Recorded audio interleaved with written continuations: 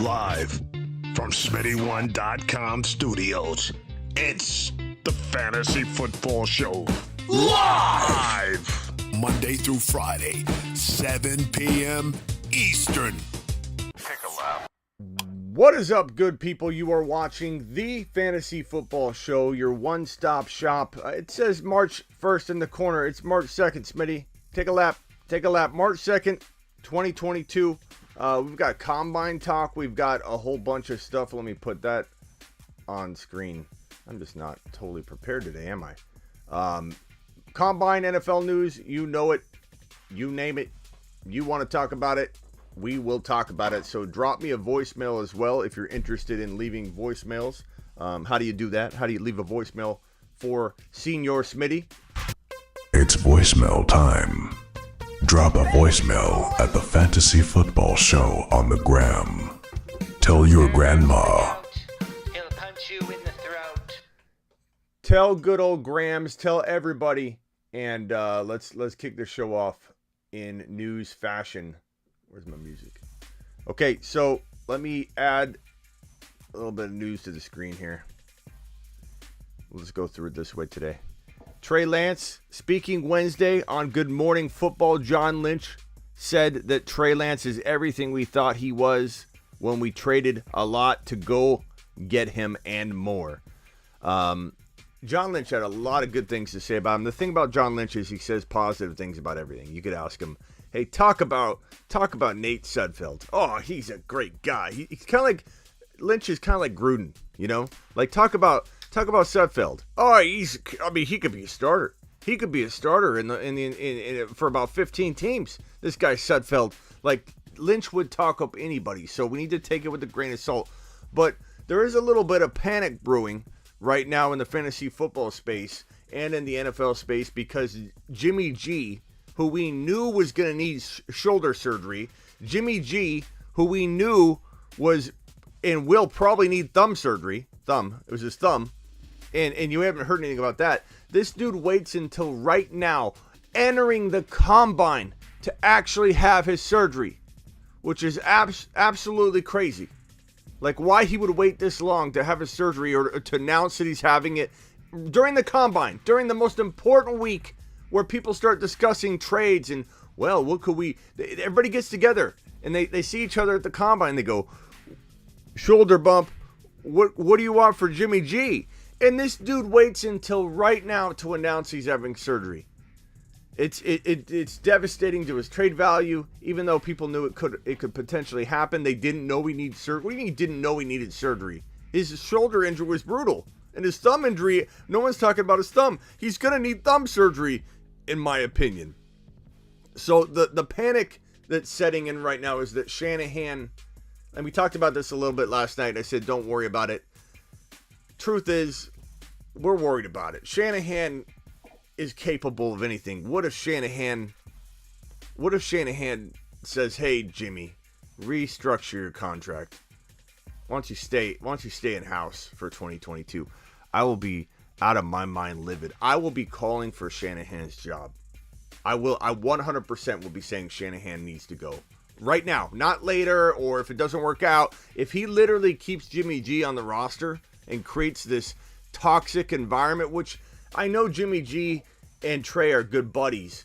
Trey even said he's got a buddy for life, a best friend for life. Like, Trey has handled this with admiration. Like, this kid has been unbelievable in this course of will he play, will he not play? I'm the number 3 overall pick. This kid literally has been amazing this entire way. But you can't keep doing this to his development. You can't even have Jimmy G on the roster because there's going to be this like, well, what if we put him back in? What if Trey has a bad week? What if Trey, like, everyone's going to start talking about it. It's going to be a toxic environment. Even if those two are friends, it's going to be a toxic environment for the team to have this potential divided locker room. We've been winning with Jimmy. If Trey has a bad game at all, it might get in his head. You need to do what Bill Belichick did. Learn from Bill Belichick, Shanahan.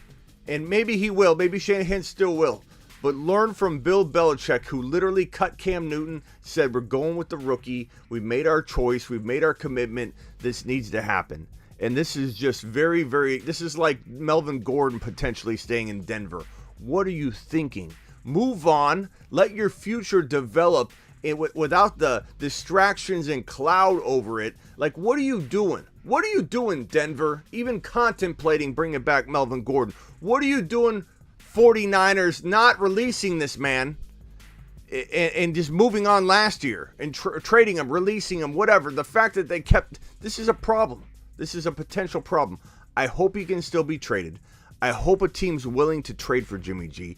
And if not, I hope Shanahan has the cojones to release the man, to release Jimmy G, to free up money so you can go spend it on other players, retain all the free agents that could potentially leave that are on that those conversations are on the table right now. And you're gonna hang on to this guy. I bet you Shanahan's gonna hang on to him and just hang on to him. But we'll see.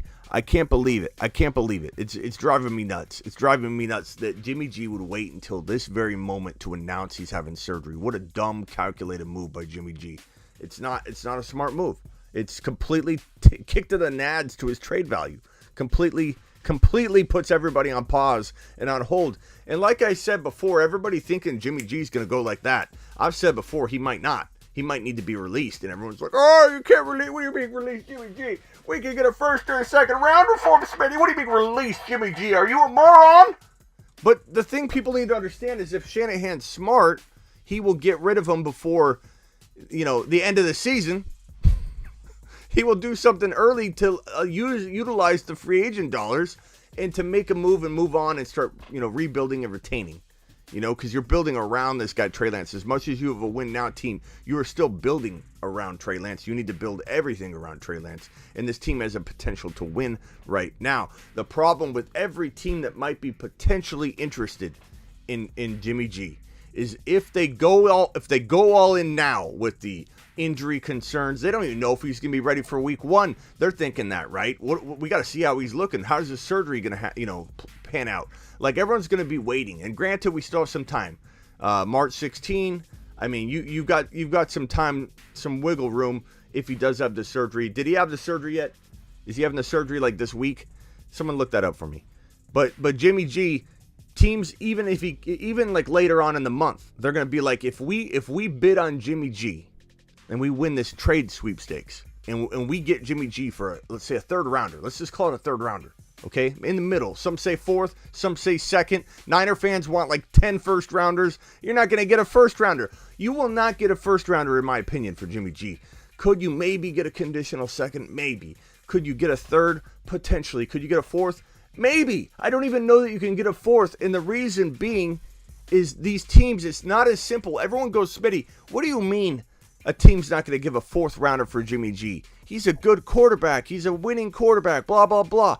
The problem is this man doesn't just come for free, okay? Even if you were to give somebody else a second rounder to take him, they still have to pay him like $27 million. Everyone needs to understand that there's a contract that's in the way. It's not just that you have to give up draft capital and then you just get them. You're giving up draft capital, then you're also giving up huge cap. And for a guy that's having surgery, you don't even know what his health is going to be. It's a big risk. And it also does one important thing. The most important thing that I'm talking about here today with Jimmy G and Trey Lance is these quarterback hungry teams are off the board in terms of getting a quarterback and reeling in a potential Jameis Winston. If Wentz gets released, reeling in a Carson Wentz. If they make a move, and they acquire Jimmy G, they're no longer able to even be in the quarterback contest anymore. They can't go after any of these quarterbacks. Every single team, I think, that's willing to pay the price for Jimmy G, they're going to probably have I'm going to wait. I'm going to see how we do vying for this quarterback, looking at the Russell Wilson potential. Will he get traded? Maybe Washington's like, we still might have a shot bringing in Russell Wilson. There's a lot of news going on right now. This is a big week. We might find out some things, concrete things. We might find out some rumors are shot down or some rumors might have legs. There's a lot going on. Deshaun Watson. We got that topic coming up in a second. We got a lot going on. Let me refresh the news and get to the top because I think we got some more news rolling in. So we'll hit that in a second. But Trey Lance, there's no way a team's going to want to take an injured quarterback having surgery and then take themselves out of the game of even looking at the other guys. Everyone's going to want to explore so much longer than any of us are going to be comfortable with watching Jimmy G stay on the roster. It's going to take a lot of time to get rid of Jimmy G. The question is, what are you losing every moment you wait? And I don't know. I've said it from the beginning. Cutting him isn't the craziest idea. And a lot of these teams might say, I want Jimmy G. I'd take him, but I'm not paying that contract. And I'm not taking myself out of the quarterback game right now, the free agent quarterback movement game. So we'll take our chances. We think he'll probably cut him. If you don't, that's fine. We don't need Jimmy G. We kind of want Jimmy G. But if you cut him, we'll come in then. And if not, big deal. Like, everyone acts like these teams aren't going to push the Niners to their limit in terms of how long they can actually hold them. We'll see. We will see. Thank you for everybody being here today. We've got 40-something of you in here, 42. Please hit the thumbs up on your way in the door. Your boy Smitty is asking you to punch that thumbs up. Smash it. Don't just punch it. Smash it. Like, just pile drive that button. Hit that button with all your might. James, first in the building. Matt, Smokey Cat, Nevin, Philip, Swaggy, Spacula, Hasbullah, and Ryan. What's up, pals? Kenny Powers, all you. Terry, appreciate you guys all being here. Christian Kirk. Here's some combine talk and chatter. ESPN Cardinals reporter believes impending free agent Christian Kirk is going to have a hot market after speaking with people at this week's combine. This kid's special. He's special. Maybe he's not a wide receiver one for a team. He's not going to be a fantasy wide receiver one. But this kid's danced before in the wide receiver two category.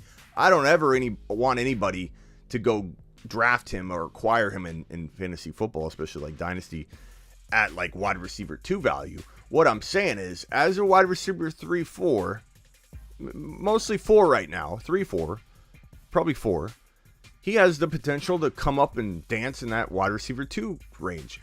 Where he goes will be very dependent. His value will be very dependent on where he goes. But you know, there's some nice opportunity for this guy. What if he was to go to, San Francisco is an option. What if he was to go to the Chargers to kind of fill the void of Mike Williams? He could.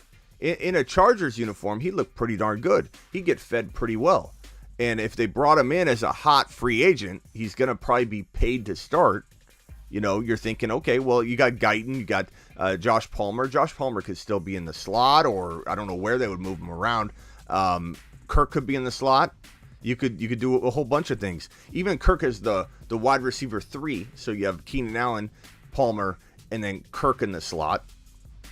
I mean, that'd work fine. Kirk could do damage in the slot in a Herbert offense. So tough to say what's going to happen there, but definitely love the idea of this man in a Chargers uniform. Yeah, I don't want Kirk going to the Niners because that would be a potential, I don't know, fantasy killer, because even though Trey Lance will air it out and throw a lot more than Jimmy G, or that Jimmy G offense was ever going to or could, Trey will throw more. It's still there's not enough footballs to go around for him to be a consistent fantasy football high-end wide receiver 3 when you've got Debo, Kittle, Ayuk, and the running backs, and then Trey running a lot. Just doesn't seem like a good fit for fantasy. If you're a Niner fan, of course it is, but this is a fantasy football show, baby, and we don't want him going somewhere where he can't be utilized to his full extent. And in San Francisco, he wouldn't be fully unlocked.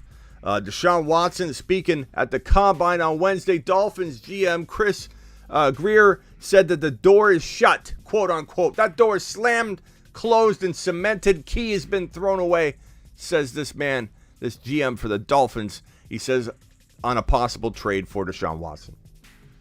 Now, that's understandable because you've got Mike McDaniel in there now, who's already promised Tua that he was going to be put in his will. Like, this man, literally rookie mistake, in my opinion. I mean, maybe not because he loves Tua, but he got on a FaceTime call when he was getting on the plane to head over to Miami, and he said, "Tua, I haven't met you yet, pal. I haven't evaluated you. In person yet. Maybe he's seen him play a couple times, but he's like, I'm putting you in my will, pal. You're the starter. You're going to the Hall of Fame.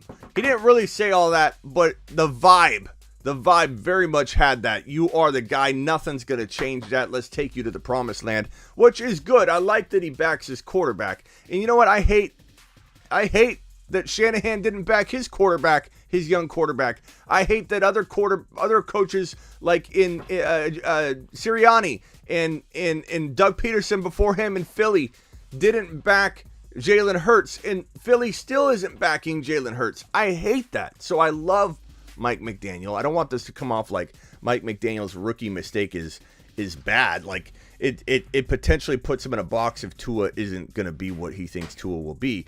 And I question Tua, although I love Waddle so much.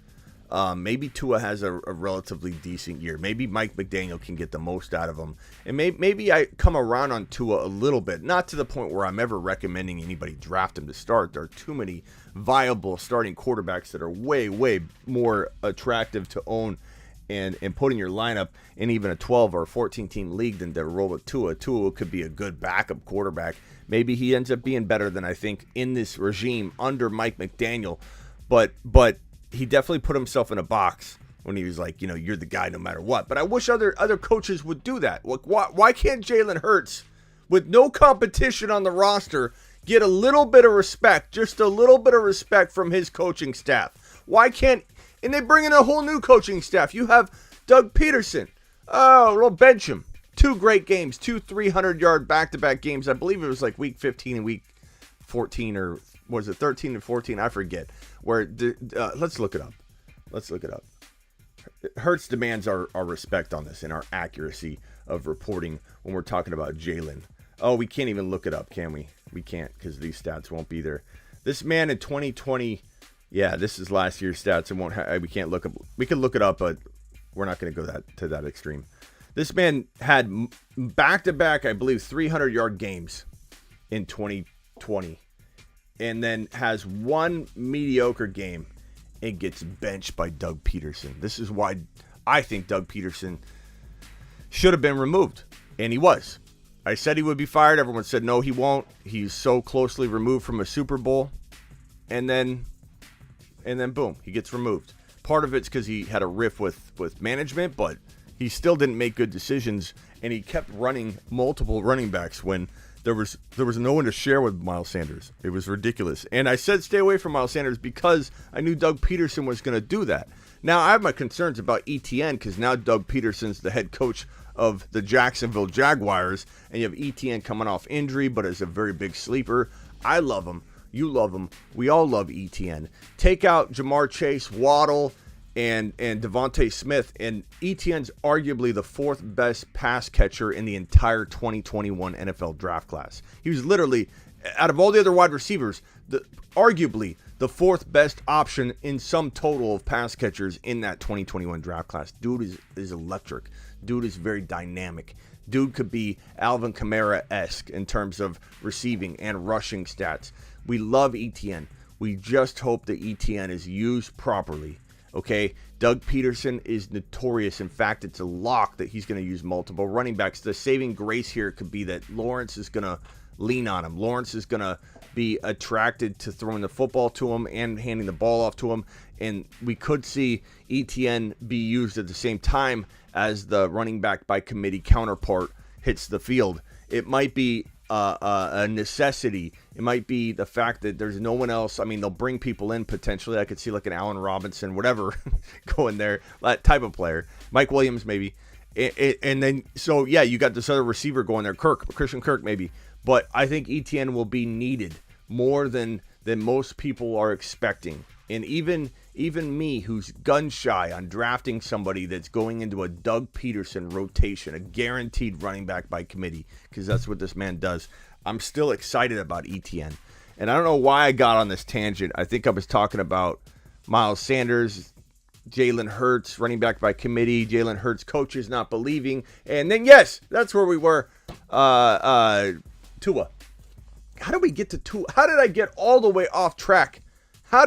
Where Where's Michael from accounting?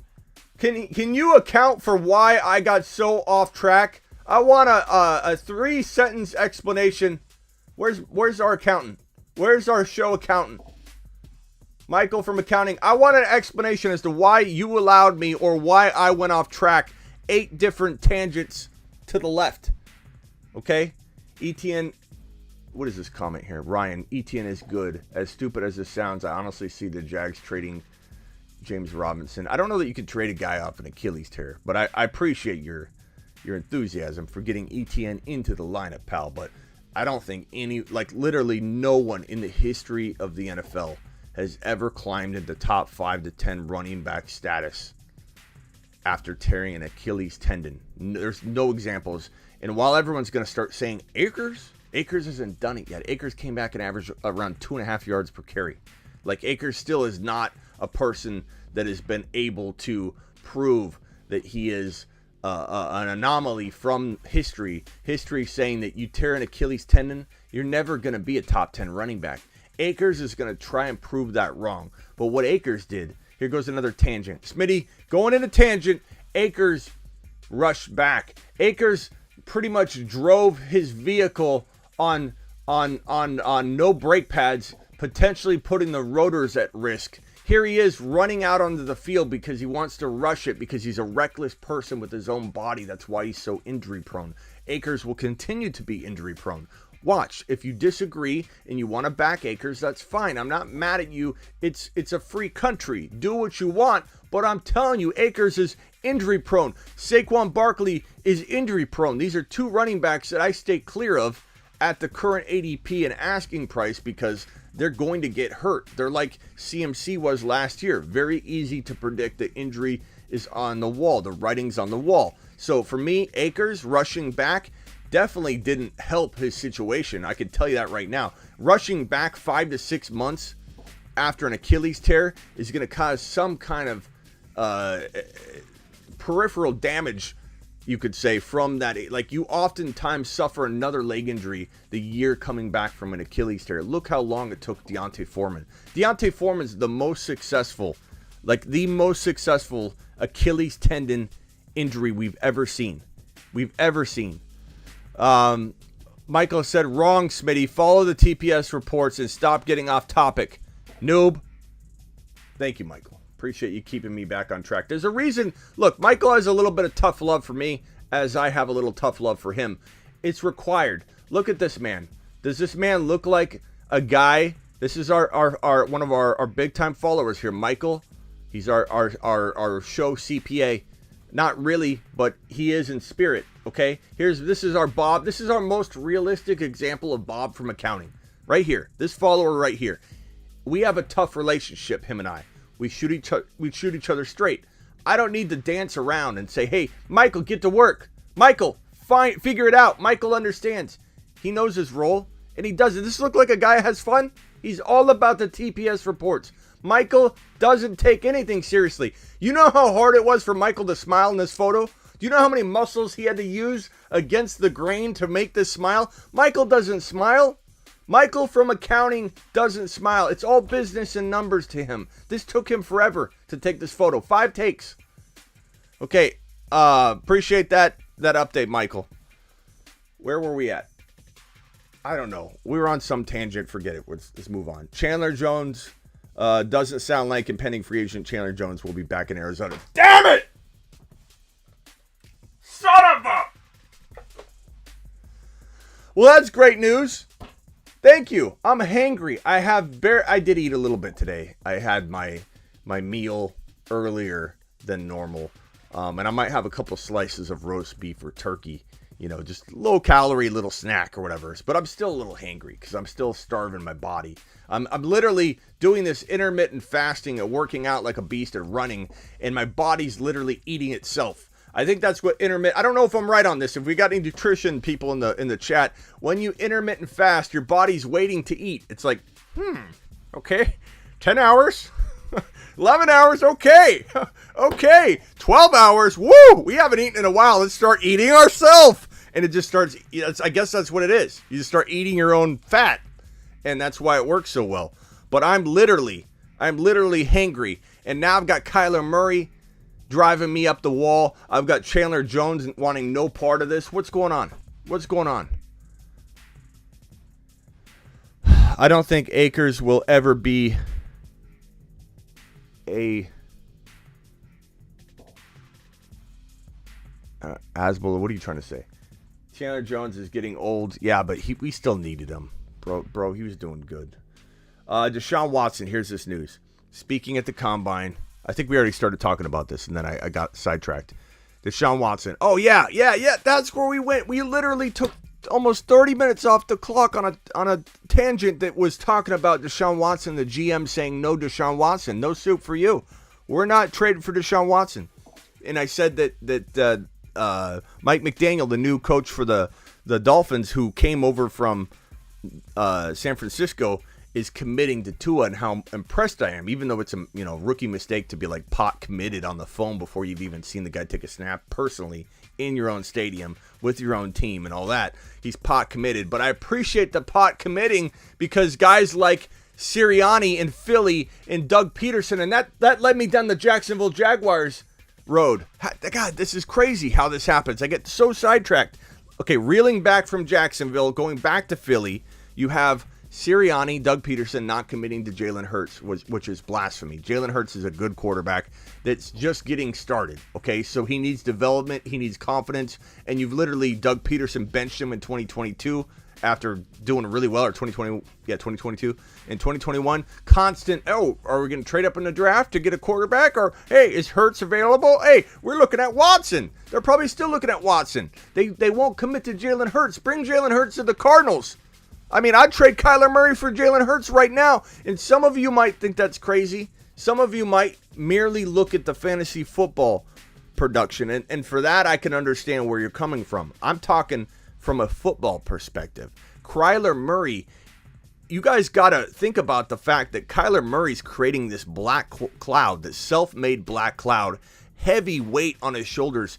Does anybody think Kyler Murray is going to walk into this season with the least amount of pressure he's ever seen? Or do you think he's walking into a season where this dude is literally going to be facing some of the biggest pressures and off the field distractions and boos and doubts and obstacles? This will be the year he sees the most of that. It's going to be a rough year for him. I don't want him here. I don't want a guy that doesn't want to be here. And Jalen Hurts, if you brought him over to be an Arizona Cardinal, I would be all for that project and perspective experiment. I would. Kyler Murray's too small. Kyler Murray can't throw inside the pocket. Kyler Murray needs DeAndre Hopkins, or he's not going to be a consistent quarterback. And if Hopkins gets hurt, we're done again. Jalen Hurts is a good quarterback. People do not give him enough credit. Jalen Hurts could be as good fantasy-wise as Kyler too. He danced in that range all year long. He could definitely be a top 6 quarterback in fantasy football. I don't know why the hate is so strong for Jalen Hurts. I don't know why everybody's made their mind up about Jalen Hurts. I don't know why Jalen Hurts has been tagged as this bad quarterback that will never develop and get better, and that he's not set up for failure in Philly.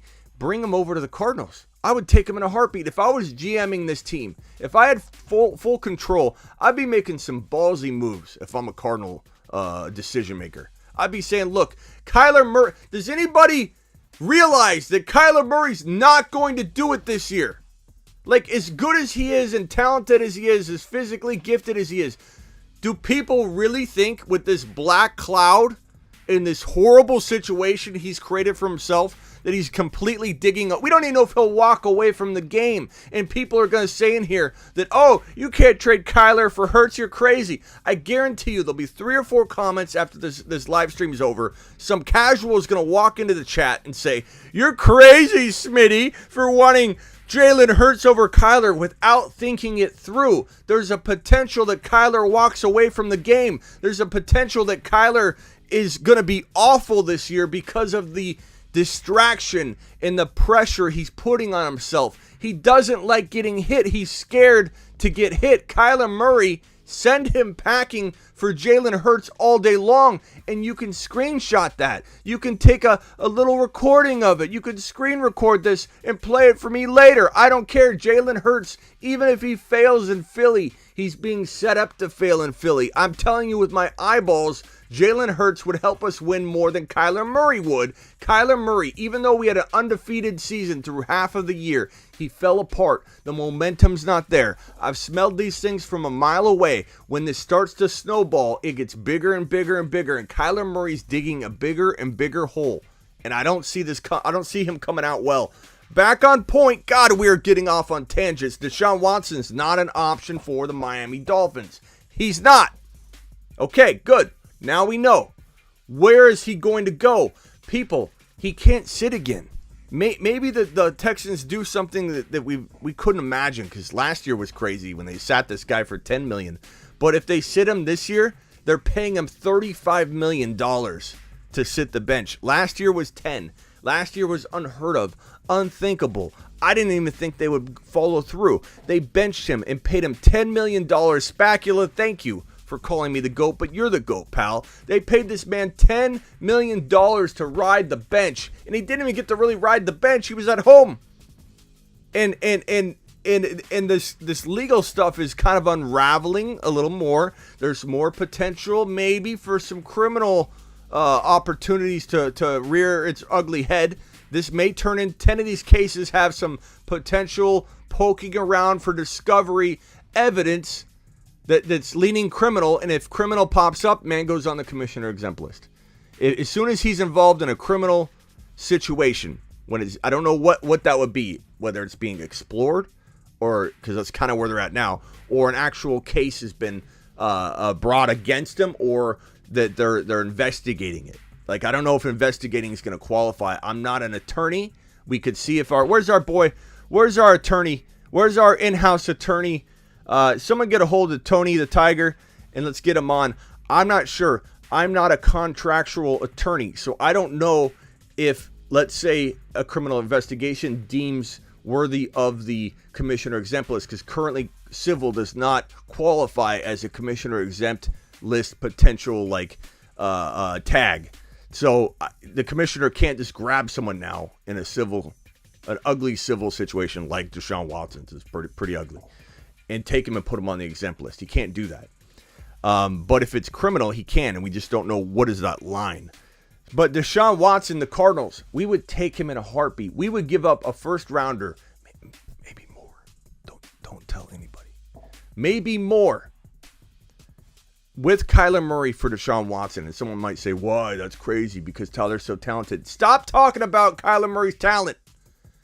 Because A, like I said, he's created this momentum of disaster that's going to hover over his head all year.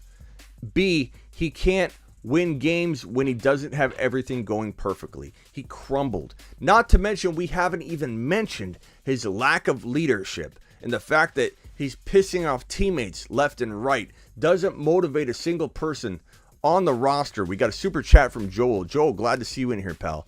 Enough with the tangent, Smitty. I'm trying, Joel. I'm hangry, and my mind is working at 100,000 miles per hour. In fact, I've gotten compliment after compliment saying that, Smitty, your rants are better than ever. Your live streams are better than ever. Your mojo's better than ever. You're on point more than ever. Do this fasting thing on the regular, and don't even think about going back to eating normal, because this show is on another level. My mind is working at a different pace now. I'm rapid. I may not be as sane as I was when I was eating properly, but something's triggering in the old noggin, and we're able to crank out a little more content when we're in a live stream. I'm cranking into about 150 more words per 5 minutes, I would say, based on me amping up my body as it eats itself, as I'm intermittent fasting and just living off of my own fat. Tua stinks. My gosh, he's bad, says Swaggy. Yeah, but you know what? Jimmy G was also very, very, very bad. And Jimmy G was able to, in a Mike McDaniels offense, get the ball to Debo, utilize Debo. I think Tua will check down to Waddle a ton. Waddle had 100 receptions last year with, I mean, look at this, bro. It's set up. Waddle's going to explode. Guys, Waddle's top 5. Waddle's top 5. You're hungry, bro, and we're here for it all. I appreciate that. I'm glad you were here for it. Thank you, Joel. Thank you. Hurts is a poor man's K1. No, Hurts could be as good as K1. K1's, people have a wrong idea about Kyler Murray from a NFL perspective. Kyler Murray's one of the only, look at these super chats rolling in. They've been a little light lately, and Joel and Devin have stepped up big. Appreciate what you do, Smitty. I need you this offseason. Keep me going. I'm going, bro. Devin, we're not slowing down, and I appreciate your super chat. Thank you, kind sir. In fact, I need to use this feature that I have where I can make sure I highlight you guys and thank you at the end. Smash the like button. It says random. Do it. Do it now. Watson, where could he go? Where could Deshaun Watson go? I still think there's a strong likelihood that, I don't know, Houston just surprises us. Maybe what I'm saying, $35 million, they can't sit him, right? They can't sit him. Maybe they do.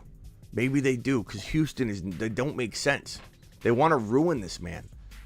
And it's crazy. I'm not saying he's innocent or guilty, but Houston definitely wants to stand in his way. And that's for sure. I don't know where he could play. I mean, Arizona would be great. Arizona would be a great fit. Denver Broncos would be a great fit. The problem is, until we know a little more about this legal situation, which is starting to like have some landmark points in the case, you know, depositions. Deshaun Watson supposedly had his deposition or is having it.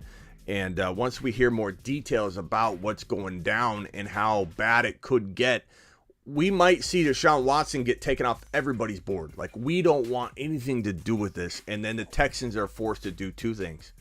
They're either going to, I don't know what it would be like to do anything like cutting or whatever. I don't know what that looks like as a cap hit. I assume, I've never heard that that's an option. So I assume that any kind of cutting of this man would be just a travesty cap-wise, so they wouldn't do it. But could they sit him? Is Goodell doing something behind the scenes? You know, to make it right. I mean, who knows? This league is hard to predict. It's hard to predict what Goodell's really doing and how much pull he really has. Is he saying something like, I'll get you back, put him on the bench? Like, I don't know. I don't know what's going on. How the Texans would even consider benching him and putting him on the bench all year is beyond me. I think they would probably want to use him. I know they like Mills a lot, but I think at $35 million, you have to think if they can't trade him, and they're saying they're not budging on 3 first-rounders. I think that's probably a posturing. I think they'd take 2. Kyler in a first-rounder, they should take that. They get a young quarterback that they could potentially develop better than we are. Maybe he does develop later, but we don't want it. We don't want him here. He's toxic. He needs a fresh start anyways. He needs to go somewhere where he can work on himself. Here, I think he's digging a hole too deep, and he keeps going. I think he keeps going. Then we got news in a little bit that's going to ignite him. Keim, the GM, Steve Keim, and Cliff Kingsbury, head coach of the Cardinals, both got extensions. Like if that's not going to send Kyler Murray down this rabbit hole even further, I mean, are you out of your minds, Cardinals? Are you just poking at the bear? Like, literally, give extensions to both Steve Keim and the head coach, Kingsbury, after Kingsbury kind of stepped on his own junk at the end of the year there, because he's the head coach. And you give these two guys extensions. Now, granted, they're not walking around taking everybody off their social media. Like, Steve Keim, like, here's the funny thing. Do you think Steve Keim would have got his extension today if he unfollowed the Cardinals and scrubbed his social media? Do you understand the pattern there? He would not have got his extension. Do you think Kingsbury would have got his extension and been thought as, oh, we need to keep this guy around, if he had scrubbed his social media from all Cardinals and unfollowed the Cardinals? Do you see a pattern here, Kyler Murray supporters of this situation? There are some strong Kyler Murray supporters, not a ton of them, but a lot of them. And I can't believe people are defending this kid when he literally is isolating himself from the team. Says the Cardinals in the team, not we, not we, using words like they and I. The Cardinals embarrassed me, set me up for failure in so many words. And the team saying this guy isolates himself in the locker room. Like, guys, it doesn't matter how talented and physically gifted you are. You could be Saquon Barkley, one of the most physically gifted players in the NFL. Guess what? It's not going to work out. I guess I should give Barkley a little bit of credit because Barkley potentially has, here's Barkley. He's got a lot of potential. He's got a lot of physical skill, but Barkley's not reliable. I believe Kyler Murray's entering that part of this equation where he is not going to be reliable. He's going to have this cloud over his head. He's not mature. Good things don't happen to people that are doing all this stuff in the middle of their work, bro. You can't stir this kind of pot. You can't stir this kind of pot and cause this much drama and be looked down upon by your own teammates and have success. This is not going to be a successful season for the Cardinals if we don't make a move and get rid of Kyler. I'm telling you right now, it's going to be a disaster of a year. And everyone's going to say, hey, you said take Jalen Hurts. Are you out of your mind? I'd take Jalen Hurts straight up. I wouldn't even ask for anything. I'd trade Kyler Murray for Jalen Hurts straight up. And you can at me all you want. You can act like you know. You can talk about Kyler's athleticism all you want. This guy's not leading us anywhere. He's not leading us anywhere. He's not a leader. You can't lead us somewhere if you're not a leader. How can a non-leader lead a team? We can't even get by this Deshaun Watson news. We got 11 minutes left. I've literally got through like 3 items. Denver, Washington. There's still a number of spots that could potentially be good landing spots for Deshaun Watson. The problem is what team's giving up 3? None. If the Texans are going to hold strong, who make awful trades. So to think, oh yeah, they're going to stick by their 3 first-rounders, like they made awful trades. They basically gave us DeAndre Hopkins to the Cardinals. So who knows what they're capable of doing. But I don't know what to say here, to be honest. I'm trying to force myself to give you a prediction as to what happens, but the smartest approach for all of you, the doing my job, to do my job properly, I got to tell you when I don't know. And I don't know what's going to happen because Houston's unpredictable. They could literally maybe surprise everyone, including me, and bench him for the entire year at $35 million. They could do it. They could do it because they're out to get this guy. They could also start him, or they could trade him and try and play hardball posturing right now. 3 first-rounders is all we're taking, but he's in the middle of one of the messiest legal situations we've seen for a quarterback in some time that a lot of teams are going to be scared of. So if they want to get rid of him, they better think differently. Rob Gronkowski, the Bills are interested in impending free agent Rob Gronkowski. That's interesting. I think the Bengals would be the first best fit. I think the Chargers would also be a good fit. I think the Cardinals would also be a good fit. The Cardinals are losing Zach Ertz, so bringing Rob Gronkowski, that could work pretty well. Kirk Cousins, speaking at the Combine on Wednesday, new Vikings coach Kevin O'Connell reiterated that Kirk Cousins is our quarterback. I'm excited about that. O'Connell continued. I'm excited about building an offense for him, O'Connell said. This is interesting because we've been hearing all this rumor about Watson maybe going to the Vikings, Watson maybe going here, Watson going there. But the real question that you'd have to ask yourself is how are they going to get out of this Kirk Cousins contract in order to bring Deshaun Watson in?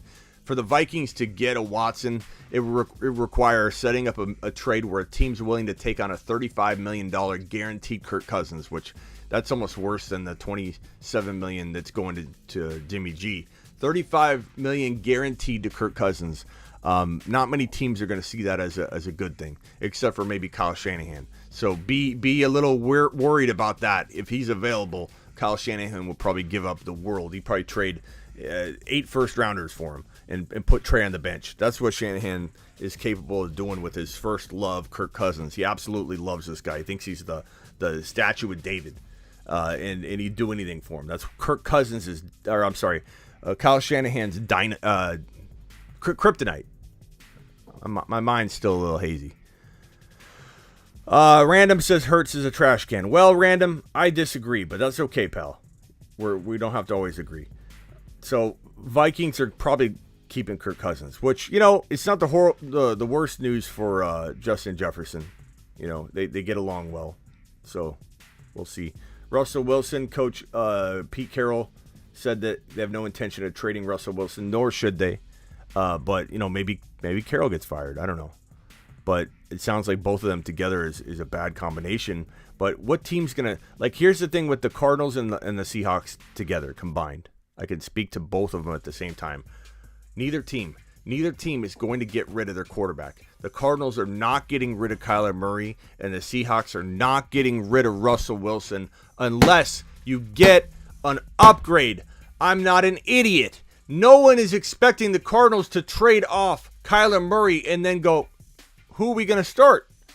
You're only going to do this if you're getting a Watson, a Russell Wilson, Kyler swap, which would be crazy interdivision stuff we haven't seen before, probably ever.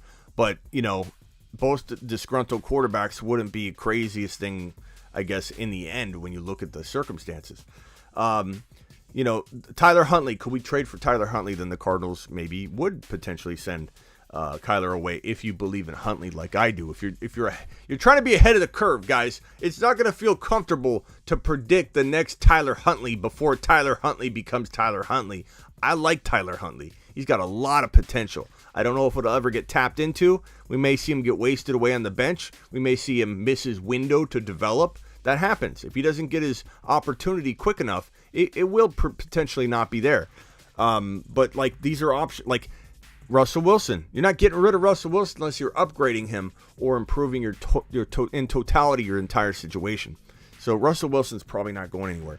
Rashad Penny, Seahawks are hopeful, especially Carroll, to bring back this guy Penny, who had 671 yards and 6 touchdowns in the final 5 weeks of the season. Can we take that in for a minute? Can we sit there and absorb that Rashad Penny, who we all kind of like? I mean, we knew we liked him. We picked him up. We started him. We loved playing him. He was a fantastic asset down the stretch. But that is some crazy stats. I like the idea of Mike White too, Mealy. I like the idea of Mike White. I know people think I'm nuts on the Mike White topic because they think I've already let it go, because I think he failed. I do not think he failed. I think Mike White got hurt and never got an opportunity to redeem himself. I would love to get Mike White. I would trade Kyler Murray away for the best defensive player we could find, which would probably be a top 5 to 6, 7 guy overall. Best defensive player we could find. Put him on the defense, make him the anchor of the defense, and trade for Mike White. I would do that in a heartbeat, and I know a lot of people would laugh at me, and that's okay. That's why I'm behind this mic, trying to be predictive. Sometimes I hit, sometimes I miss, but I'm telling you, Mike White's got talent that is not tapped into, and people may never see it, and I may never, ever be right on it, because if the guy never gets a shot, how can I be right? I'm going to be looked at as wrong. Mike White deserves a shot. Mike White has a lot of potential. Hurts doesn't stink, Swaggy. He doesn't. He's got a lot of upside, but I still appreciate you. Hurts wouldn't be able to throw into the ocean, says Swaggy.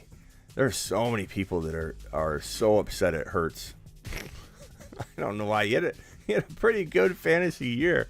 I don't understand the hate for Jalen Hurts, who's still evolving and getting better. He's very young. And he doesn't have the attitude problem that Kyler has. So hopefully Penny goes back to Seattle. I'd like to see him in a place where he climbed up and grabbed a hold of consistency finally. And the job is open for him, I believe. So I would like to see him be retained and stay in an environment where he had success. Isabella, permission to seek a trade? Oh yeah, because everyone's just going to come knocking down the door for Isabella. I'm sorry, Isabella. Trey Lance, we talked about this already. Jalen Hurts, we talked about. Oh, no, we didn't talk about this. This is perfect timing. Perfect timing for the Jalen Hurts hatred that we got going on here. And Swaggy, it's okay if you hate him and we disagree. It's fine. Swaggy, you've been respectful enough over the course of your time here on the Fantasy Football Show. You are totally free to bash any one of these players, because you've done enough good that we could use a little resistance once in a while, Swaggy. So you have at it. Hurts is one of the most inaccurate passers I've seen in my entire season. Swaggy hates him, bro. Jalen Hurts, reports are that Eagles quarterback Jalen Hurts' ankle will be 100% by OTAs. Let's take a look at this man's game log.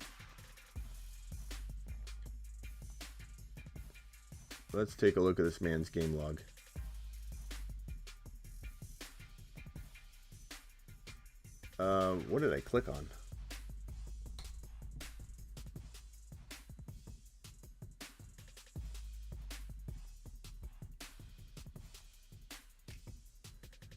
Some good touchdown production, pal. I think Jalen Hurts. How many rushing touchdowns did he have? 10. 10 rushing touchdowns, 784 yards on the ground. That's a lot of touchdown and rushing production, bro. Like, imagine if he gets these passing TDs up. Imagine if Jalen Hurts, how many did he have this year? 16. Imagine if Jalen Hurts gets into the 25 TD passing range, which he totally could do. I think he totally could do that. He did 16 on 15 games, 31-44. Obviously, like, there's a lot to be desired in the passing stats, but this is an insane rushing total from a fantasy perspective. 784 and 10. He could have 900 rushing yards and another 10 to 12 touchdowns on the ground this year and finally get into that 24, 25, 26 touchdown range.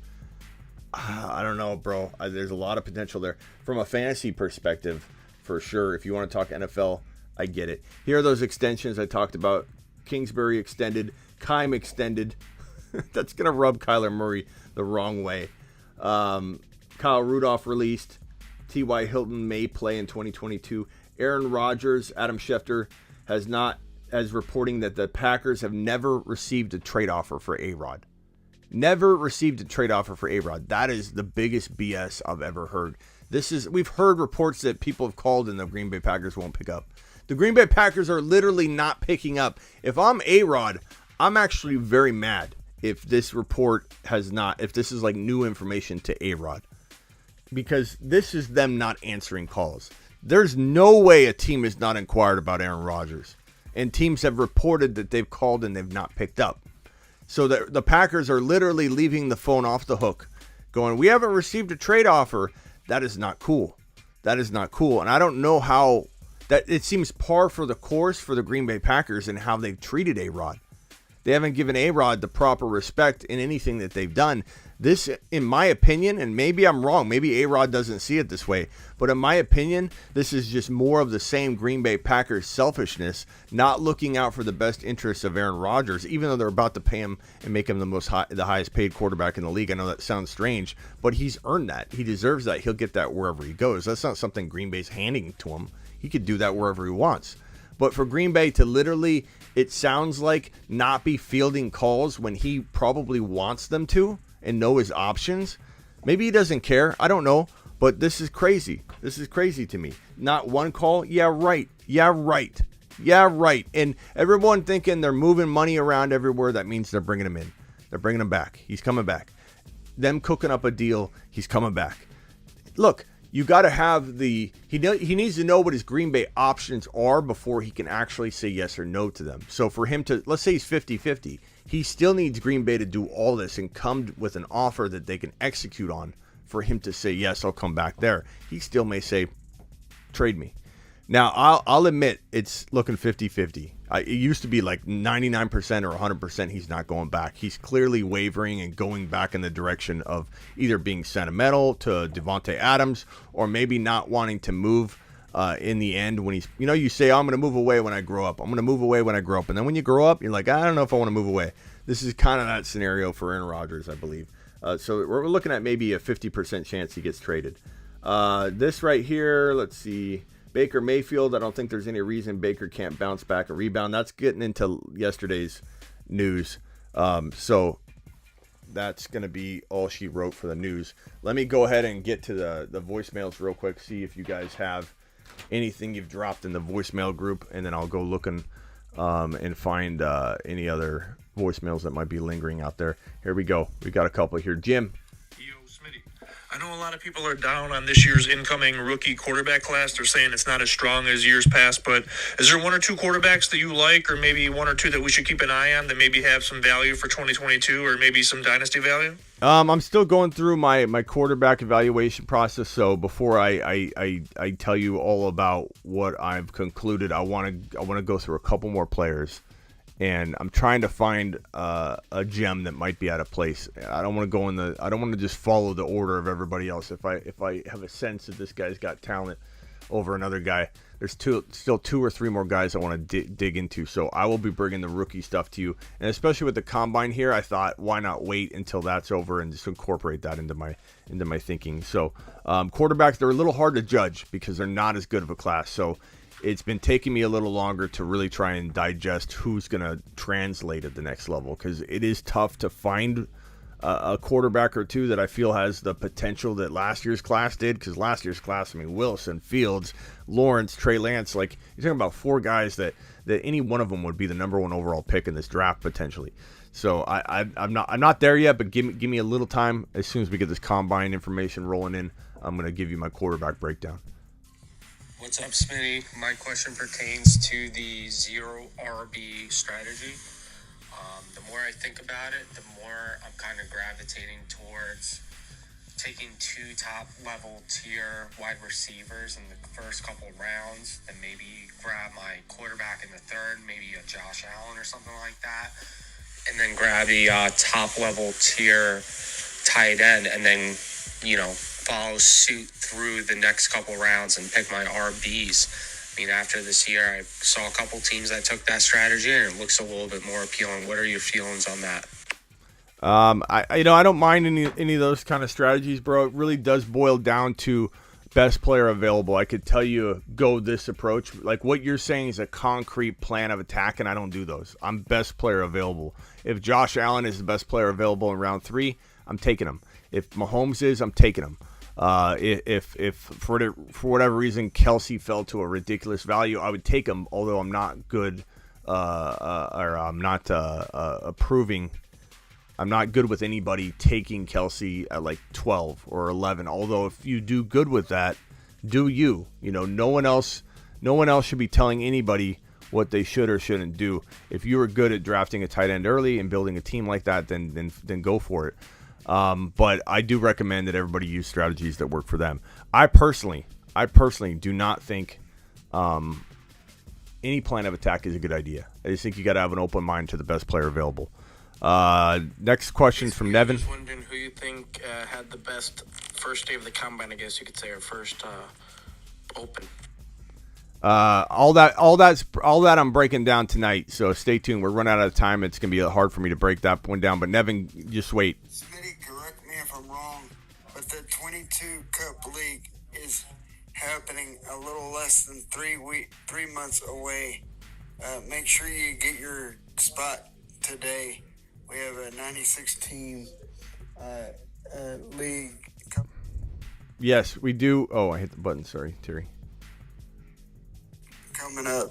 It's very, very exciting. You're going to want to be a part of it.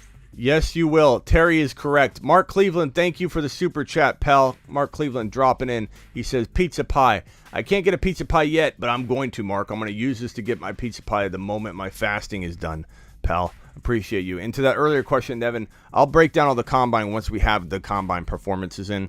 And I'll once everything's in, I'm going to do a big old breakdown. Or I'll actually do some tomorrow.